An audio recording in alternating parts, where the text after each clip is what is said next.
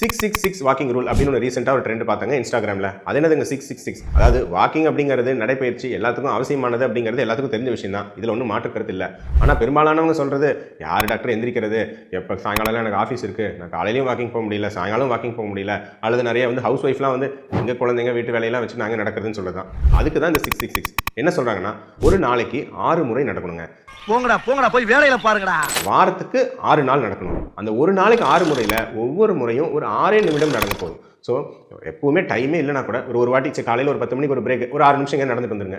ஒரு மத்தியானம் ஒரு 6 நிமிஷம், சாயங்காலம் ஒரு 6 நிமிஷம், நைட் ஒரு 6 நிமிஷம், அது மாதிரி ஒரு நாளைக்கு 6 முறை, ஒவ்வொரு முறையும் 6 நிமிஷம், அது மாதிரி வாரம் ஒரு 6 நாள் நடக்கணும்னா அட்லீஸ்ட் ஒரு நாளைக்கு ஒரு 35 நிமிஷம் 36 நிமிஷம் நமக்கு நடைப்பயிற்சி பண்ணிடுறோம். ஸோ ஒரு நாளைக்கு ஒரு அரை மணி நேரம் நடைப்பயிற்சிங்கிறது ஒரு ரொம்ப டீசென்ட்டான ஒரு கார்டியோ ஆக்டிவிட்டி. இதுவே ஹார்ட் அட்டாக் வரதுக்கான வாய்ப்பு 35% வரைக்கும் குறைக்குது அப்படின்னு சொல்றாங்க. நடைப்பயிற்சி பண்றதுக்கு எந்த எக்ஸசைஸ் பண்றதுக்கு நேரம் இல்லைன்னு நீங்க சொல்றவங்க, நீங்க இதை ட்ரை பண்ணி பாருங்க.